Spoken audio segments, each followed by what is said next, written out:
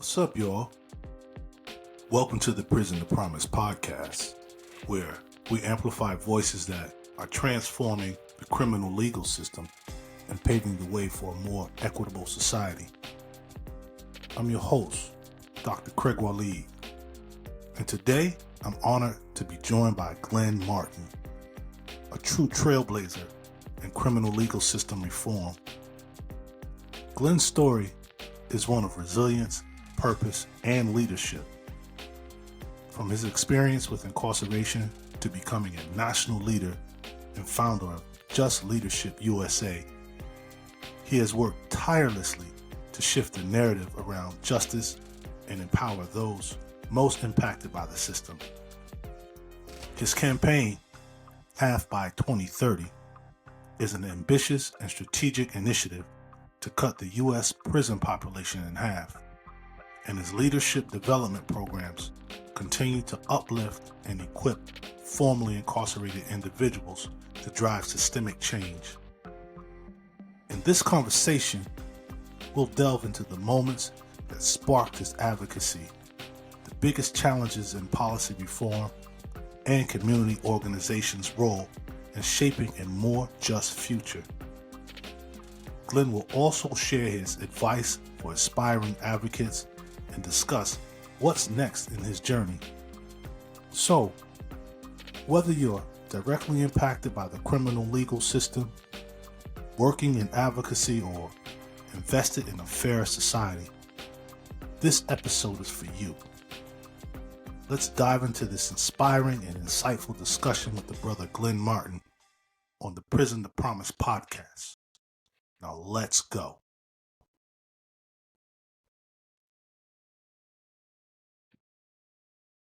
It's good to see you, man. Well, to see you. Glad to be here. Yeah, thanks, man. Thanks for joining me on this platform, man. This platform is called Prison to Promise podcast.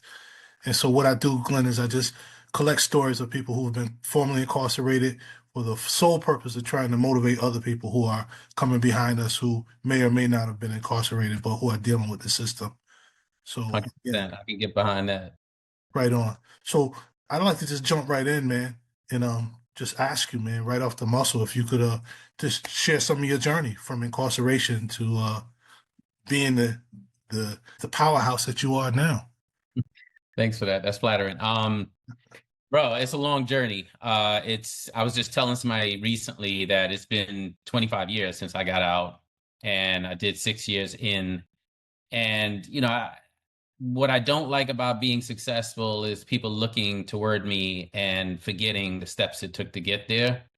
And the fact that going from like getting it wrong to getting it right is not linear. There's ups and downs. It's like a roller coaster. So even along the way to success, there's all these bumps in the road. But essentially, I went into prison for armed robbery, I guess 31 years ago now. And honestly, when I started out, I was like, I got to get out of here fast enough to go back and commit another armed robbery.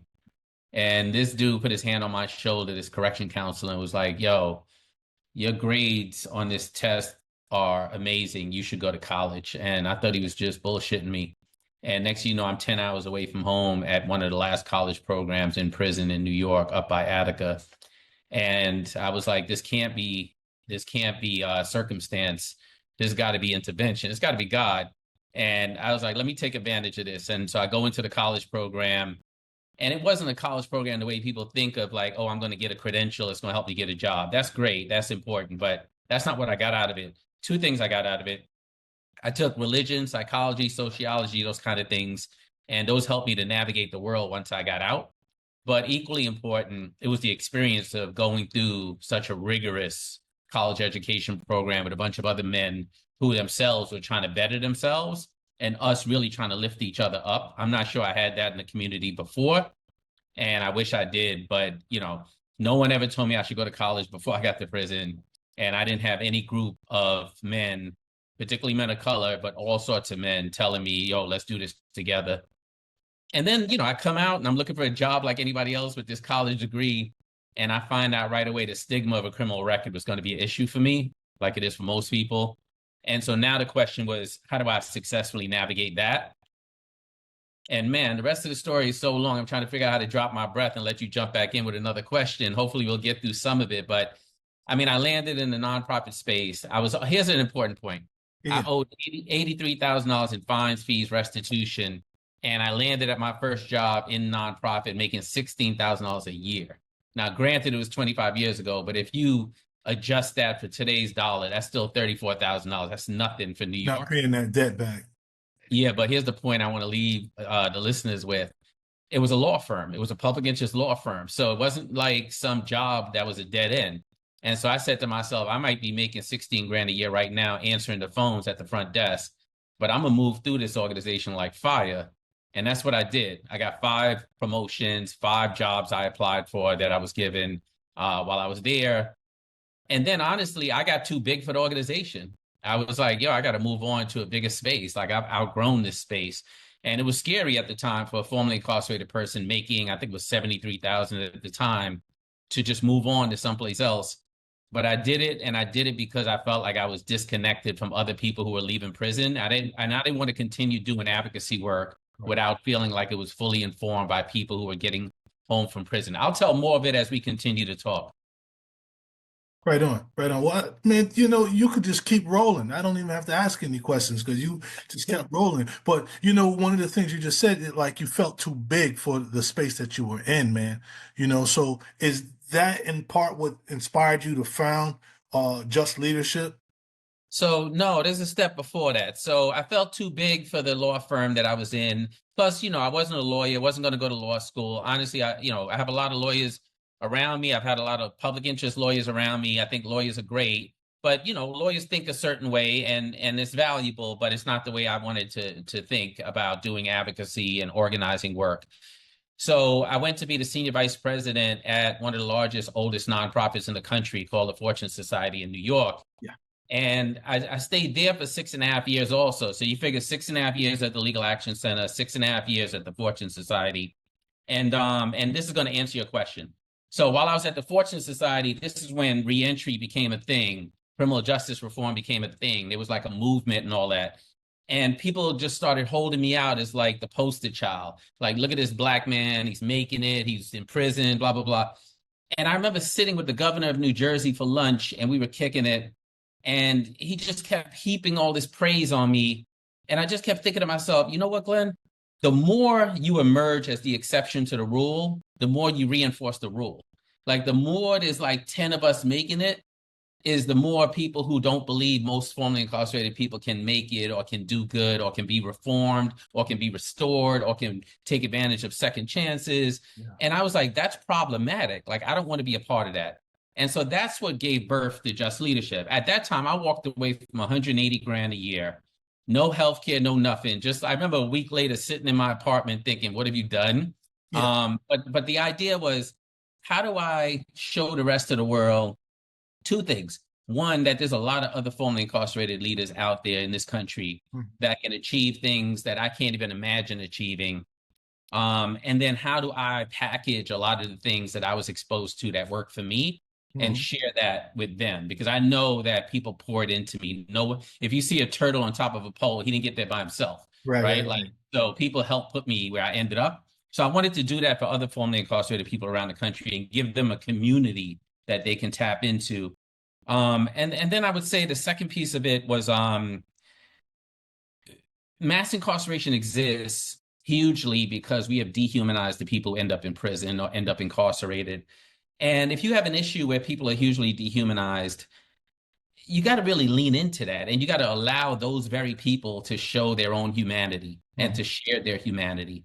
And, people can speak for us, but why not speak with us? Yeah. Like, why not help us elevate into leadership, give us more proximity to power and resources so that we can speak for ourselves? Because when human beings tell their stories, which is the way we generally connect to each other, and people understand that I don't have to have gone to prison to understand what it feels like to be treated unfairly, to be treated harshly, to not be given a second chance. Like, all human beings recognize the need for that.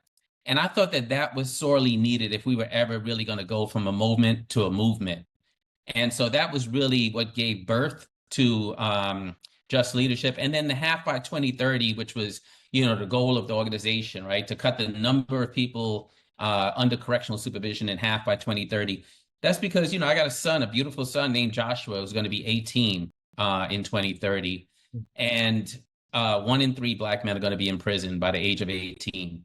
And so I wanted that sense of urgency to drive me as I built that organization. And even though I was only there a little bit less than 4 years, I mean, we created 50 positions, opened 3 offices, raised $43 million. We did a ton of good work. We launched a campaign to close Rikers. We trained hundreds of formerly incarcerated people around the country.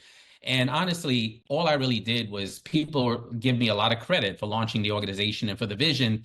The truth is, again, it was Glenn, what worked for you, including even bringing in the coach, my own personal coach, my own personal trainer to be the core trainer at Just Leadership. That's dope, Glenn. And you dropped quite a few things, man. And one of the things that really stood out is how you talked about the importance of having formerly incarcerated people in positions of leadership to tell our own stories instead of having other people tell our stories for us. You know, and you also talked about mass incarceration. And we know most of the people who are incarcerated are coming home. Like 95, 98% of the people in prisons are coming home. And so what do you think needs to happen, I guess, to maybe address mass incarceration in the United States and ensure that incarcerated people are emerging back into the communities in better shape than when they went in? Those are all good questions. So let me try to take it piece by piece.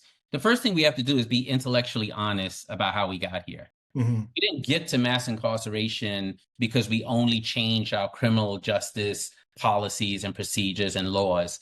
Like, the prisons and jails are a repository for people who fail out of all these other systems that we've neglected, that we've not invested in, that are not working for us, that are overly bureaucratic, that want to criminalize poverty, that want to criminalize homelessness, that want to criminalize addiction, that want to criminalize mental health. Like, essentially, if you only focus on prisons and jails, you lose sight of being intellectually honest about how we got here. So to undo it, you have to be thinking about healthcare. You have to be thinking about employment. You have to be thinking about education. You have to be thinking about civic engagement. You have to be thinking about all these other areas where people are started to feel and were forced to feel disconnected from society, disconnected from what it takes to be successful in a country like ours. Mm-hmm. And then the criminalization of behaviors that somehow felt easier to handle in our criminal justice system versus supporting people and investing in people. We know treatment.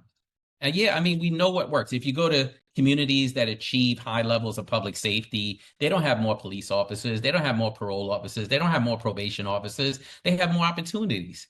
They have more of those things that I just mentioned. Yeah. So the first thing I would say is that we need to be intellectually honest about how we got here, and it creates solutions that really tries to undo the fact that we got here through a million cuts and not just through criminal justice. The second thing I would say about formerly incarcerated people and their leadership, first, every time people hear me say, there's a quote I'm sort of known for is people closest to the problem are closest to the solution, but furthest from power and resources. That quote was very important when I first coined it because I found myself in the middle of a nonprofit industrial complex that really was well-intentioned, but really missing the mark. Like saying that first-time nonviolent drug offenders shouldn't go to prison. Yeah, I know that. And guess what? I'm not sure I met a lot of those dudes when I was locked up. Mm-hmm. Like the people who invested in me were people convicted of all sorts of crimes, serious crimes, violent crimes. Like the people who helped me with my college studying, helping me to write my papers, teaching me yoga in prison, they were not the nonviolent first-time drug offenders. Those dudes went in the shock program and they went home. Like, no, it was dudes who was in for 20, 30, 40 years that wanted to stop the cycle of generational incarceration. So the first thing I would say is I don't discount the value that people who are not formally incarcerated bring to the table, because a lot of what I've learned have come from very well-intentioned people. But I found myself in the middle of a space sitting in front of governors, heads of parole, heads of the legislature, with my colleagues saying things like, we should support nonviolent people to not have to go to prison.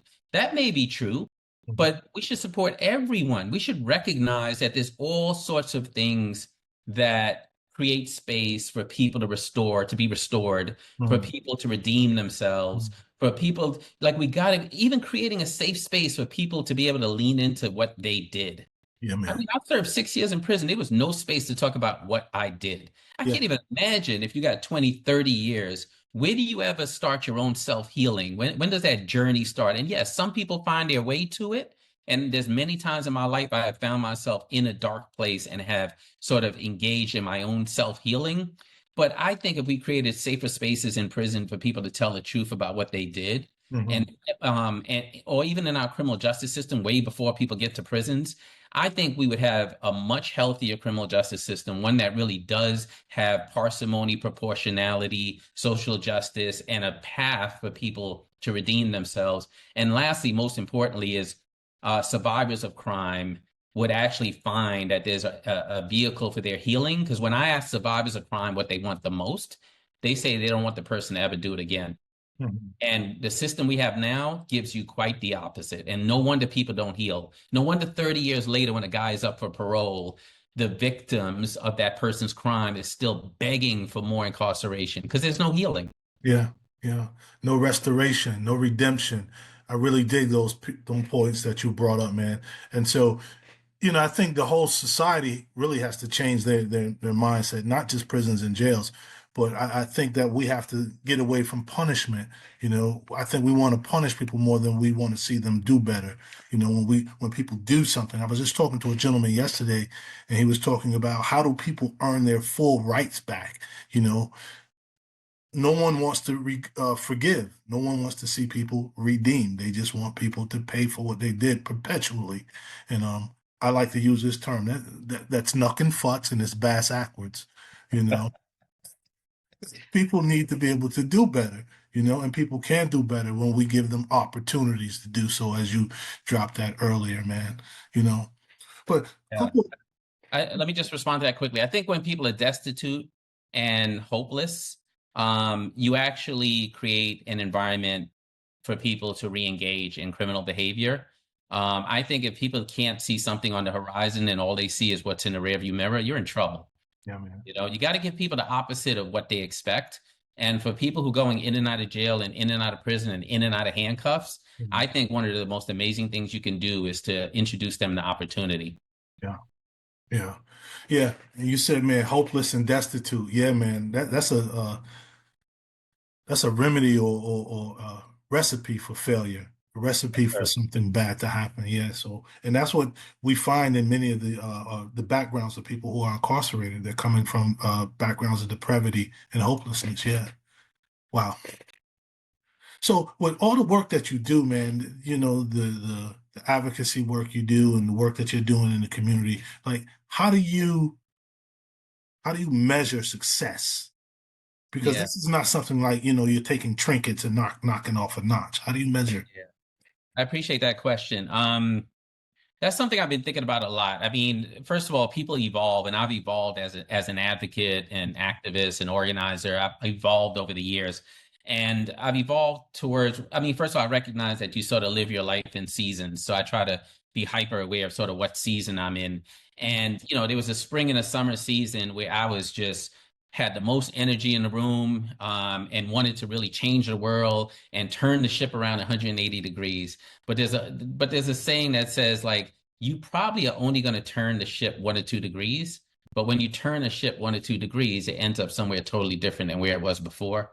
And so finding the humility to recognize that, Glenn Martin, you're going to have some impact. It won't be as much as you would like, and probably not in your lifetime. But I think it was Dr. King who said the arc of the moral universe might bend slowly, but it bends toward justice. And you really have to have the humility to believe in that. So I'd say I measure my success often in two ways. One is the big, monumental, sort of measurable way. Did I change a policy? Did I change a practice? Did I change a regulation? Did I change a law? And has that impacted people positively? The other day, I walked into a client's office and he had the sign up in the workplace that gives people like their workplace protection as laborers. And there's this piece on it about people with criminal records and their protections. I wrote that. I wrote that bill to get it on that poster so that people know their rights. That feels like a big, tangible, measurable sort of outcome because people who are being discriminated against based on a criminal record in the workplace have some way of responding to it and litigating around it and making themselves whole again. That feels big and measurable. Last year at the end of the year for my birthday, I went in front of parole and I handed everybody $150. And that felt good to me too. I don't know what they're gonna do with that money. I don't care. Like they might have lunch, they might buy a toy for their kid, they might smoke weed. I don't care. I don't care. And you know what? I know that the person who put his hand on my shoulder and told me I should go to college, if I were on the train next to them in the subway next to them right now, I would not recognize them. But he planted a seed that grew into a tree that cast shade that benefited people other than himself. And I know that when I do those small things, that I may not be able to measure it in the moment and the outcome of it maybe 5, 10, 15 years later, but I have faith that those kind of small efforts, because people hear about it's funny because we all try to do this good job of describing how horrendous our criminal justice system is, how archaic it is, how abusive it is. And that's really important. But sometimes what you end up doing is having the opposite effect of paralyzing people and giving them the impression that there's nothing they can do about it as one person. So I really try to remind people that thank God that brother didn't do that to me when he said you should go to college. Because honestly, he, as one person, all he did was say seven or eight words. Mm-hmm. It changed not just the trajectory of my life, but it put me on the corner in Harvard Square with Desmond Tutu. It put me on stage with Sandra Day O'Connor. It put me at the front of an effort to shut down one of the worst jails in the United States, Rikers Island. It put me in front of mayors, governors, members of Congress speaking up about these issues. That one sentence that said, wow, look at your grades, you should go to college. And so I try to help people understand there's a balance here between, you know, the really big concrete things like changing a law, changing a policy, the First Step Act, Rockefeller drug law reform, all the things I've been involved in, and giving somebody $150 and being like, spend that where you need it, bro. Yeah. Yeah. And sometimes it's those smaller things, man, that have the biggest impact. And that's what I'm hearing from you, you know. And it so resonates with me because what happened to you basically happened to me as well, you know, while in while in prison. If someone wouldn't have said, hey, man, I think you need to go over to that college building, who knows where I'd be in my life right now, you know, and I'm so happy with my life today, 26 Yeah. years into the penitentiary. No, I've always been impressed by how many letters you got after your name, more than a can of Chef Boyardee. Like I can't keep up with you, but I'm glad that there's so many formerly incarcerated people navigating through different spaces. Mm-hmm. Because going back to the conversation about not being the poster child, I've never felt good about the ceiling being, can we get a formerly incarcerated person a job at a nonprofit? Yeah. You know what? That's where I was 25 years ago. Mm-hmm. You understand? I think us being able to come out of prison and have all of our rights back, or maybe not even have them taken away in the first place, is a much better measurement of success. Honestly, I would go as far as to say, I hope there's a day when I get my Second Amendment rights back. Like after being out of prison for 25 years, my crime being 31 years ago, Right. I think I paid more taxes last year than I paid at the height of working in nonprofit. I feel like I should have all of my rights back. All of them. Absolutely. All of them. You know, and then in part that conversation I mentioned that I had with the gentleman yesterday, that was part of our conversation. How do people just get all of their rights back? Especially if you've been out of prison 25, 30 years, you've been paying taxes and, you know, adding on to your community and you're not a nuisance. So, yeah, but again, they want to punish us in perpetuity. But Glenn, we're coming up towards the end of our time together, man. So just a couple last things I want to ask you, and then maybe give you some time just to riff on anything that I might not have touched on. But one of the last things I want to ask you, man, is like if you could summarize your journey, you know, from where you come from to where you are now, you know, and as a summary or a catchphrase or a title, what would that read? What would that say? What would that be? Let me answer that question a little bit backward. Let me start by telling people where I am now, so people know where I'm sort of speaking from. 5 years ago, I couldn't have imagined where I am now. So, you know, I've built wealth for myself. I own about 90 properties. So I have a real estate part of my life where I buy homes that have been neglected by people. bring them back to their former glorious selves, and deliberately rent them to people on Section 8 and formerly incarcerated people. And that has, as almost anyone else in real estate in the United States, really created huge opportunities for me financially, the ability to take care of my family, take care of others, give to philanthropy, et cetera, and to buy my freedom. That's really what wealth buys you in this world, is freedom, and the freedom to sort of move through the world the way you want to move through it. And then I have another business called Gem Trainers, where I invest in leaders like myself who are earlier in their journey and really trying to figure out how to navigate the nonprofit sort of process and how to raise money and build an organization and staff it up properly and stick to your values. I mean, I'm really big on, like, institutions tend to crush people. And I'm in the business of recognizing that while the institution has value, so does the individual. And so I work really closely with a team of 10 people, most of them directly impacted, to help other formerly incarcerated leaders and really be the sort of support that I wish people were, to me when I needed it. So that's a big part of what drives the consulting business on this side. Then there's the real estate business on this side. And I've gotten all kinds of awards, the Robert F. Kennedy Human Rights Award, the Astor Brook Award, all these amazing awards, everything else. So I assume when you say, like, if you summarize the journey to success, what does it look like? Here's my answer.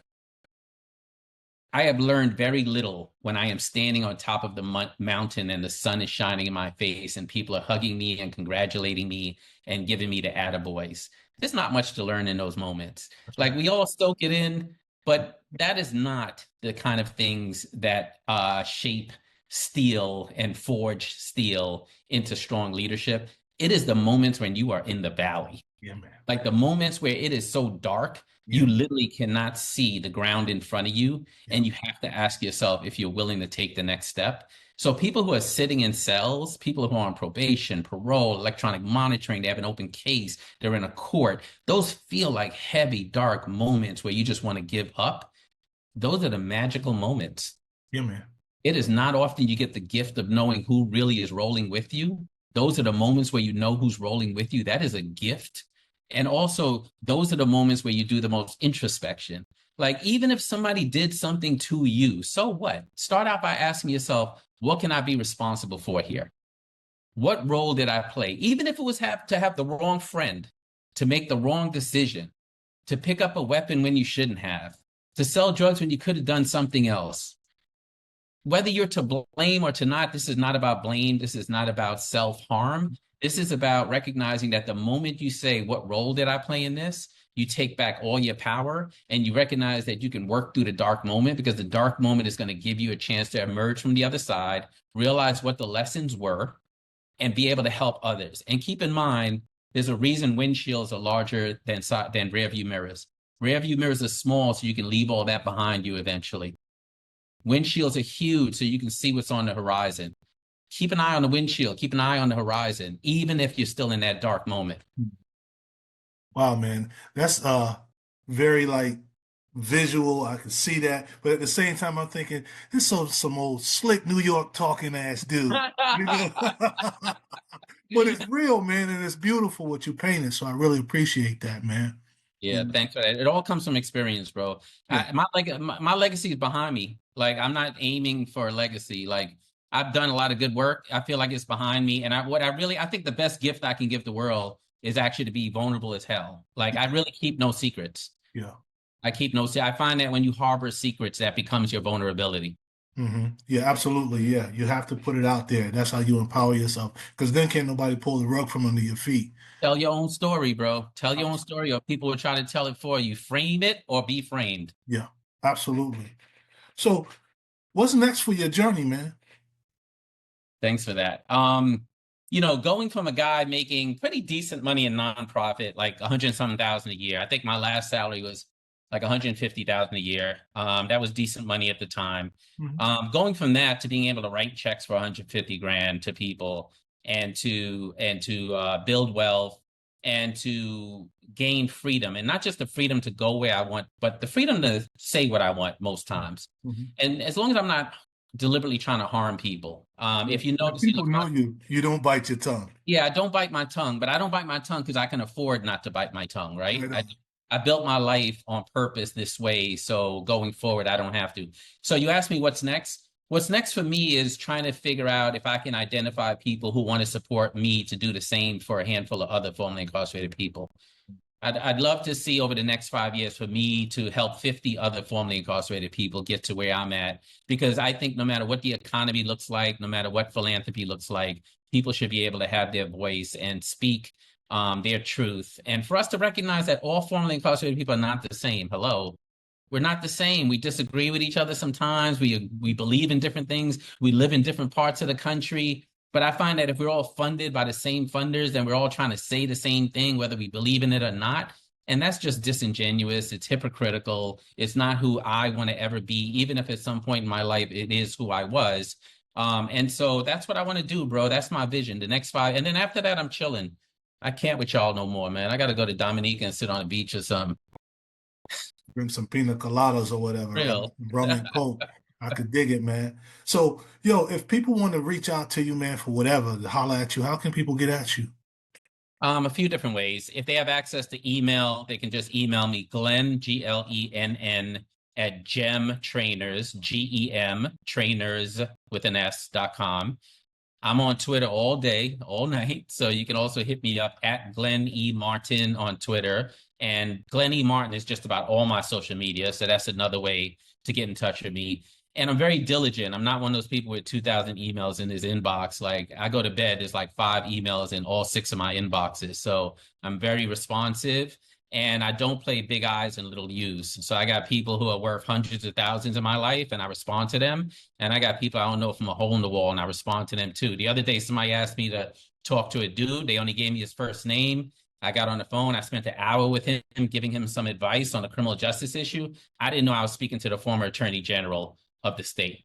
And so that's just how I get down. No big eyes, no little U's. If people want something, the only thing they can do to not get what they want from me is not reach out, honestly. Right on. And I have to say, Glenn, from the day I met you, I felt very comfortable with you, and you seem like real people, and real people identify real people. We recognize each other. Likewise. Was that in Jersey or Brazil, or like you and I have visited prisons all over the world at this Yes, point? sir. So Yes, sir. I think it was Germany. That was our nice. first trip. Yeah, and that's where we met. That was good to be with you on that journey because honestly, like I know a lot. I've been around for a long time, but that was a really important moment in my career to actually have a vision for what a different model could look like and then see it up close. And, again, be humble enough to know you could never bring the entire model back, Yeah. but still to see that people can actually be treated with human dignity was just, reassuring that the vision we have for the United States is possible. I agree. It was very reassuring, and sort of like what what was it? Jesse Jackson said in the Rainbow Coalition. He said, "Keep hope alive," and so That's right. it gave me something to really hope for, and maybe see our system do better with the people that it's incarcerating. And so, in closing, bro, anything that I didn't touch on, or anything you want to share or say as we close out? I'm assuming your audience is mostly people who are still on that journey. Yeah. I think one thing I would say to people, just to be really practical for a second, is have a plan, but have a backup plan, and have a backup plan to that backup plan, and have a backup plan to that backup plan, and really celebrate the small victories because that's what's going to give you the power to move on and take the next step. So that's really important. Like, don't just come out and be like, oh yeah, I'm going to be an entrepreneur. I'm going to build a business. Maybe you will. Took me 17 years. It took me 17 years and the kick in the ass to be like, okay, now I'm going to go into real estate. I've been thinking about real estate since I was a kid. Before I started sticking up jewelry stores, I was thinking about real estate. Yeah. So like have a plan, have a backup plan, be realistic. Don't beat up on yourself. Know that the first 3 to 6 months are going to be kind of hellacious and not what you expect, but it's all good. Like nothing worth having comes easily. And I guess I'd say the next thing I'd mention to people is like, keep a small circle of people around you that tell you the fucking truth. Like, it doesn't have to be a large circle, and it doesn't have to be you opening yourself up to every Tom, Dick, and Harry that wants to give you feedback. But keep a small kitchen cabinet of like people who you trust are investing in you and your leadership, but will tell you like, bro, I can't believe you're doing that. That don't match your values. Yeah. Like I have a client that I'm doing some interviews for, and I interviewed a young lady who I thought was an amazing candidate. And then she asked for a certain amount of money as a salary that was below what should have been listed in the job description, but wasn't. And I knew it was below that. And I picked up the phone and I called that leader and I said, I'm going to hook you up with this person who I think is the best candidate out of all 7, but you need to pay her what you know this job calls for, even if you think you could save 10 grand. Why? Because like you got to stand on your values.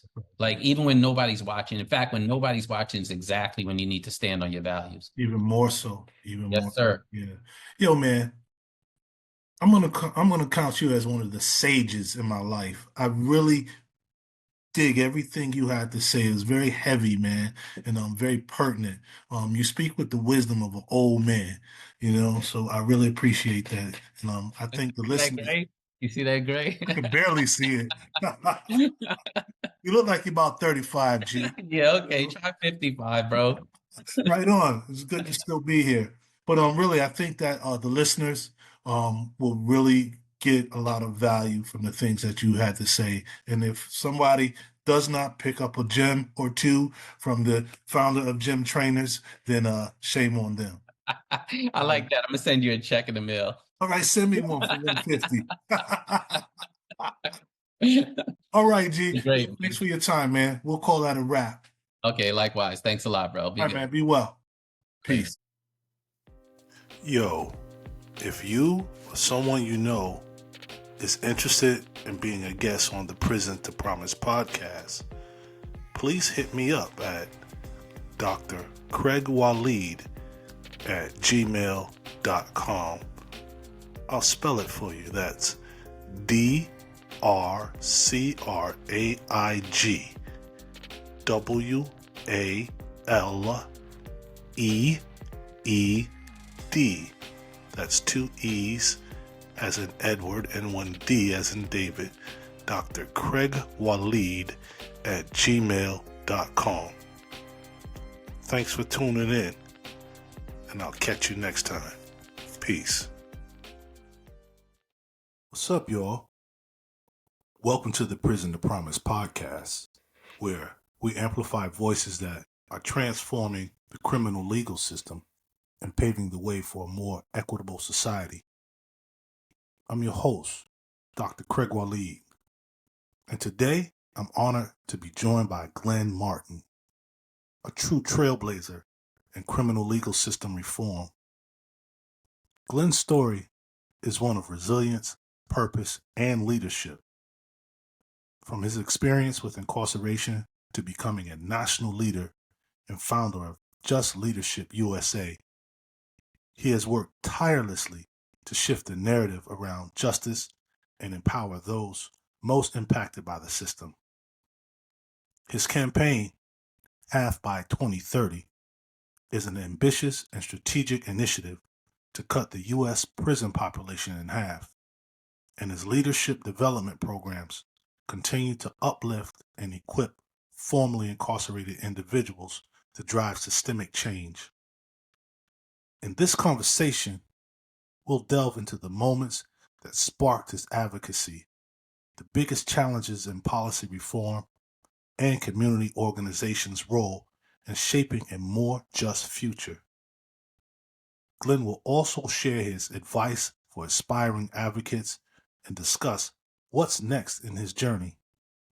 So, whether you're directly impacted by the criminal legal system, working in advocacy, or invested in a fairer society, this episode is for you. Let's dive into this inspiring and insightful discussion with the brother Glenn Martin on the Prison to Promise podcast. Now let's go.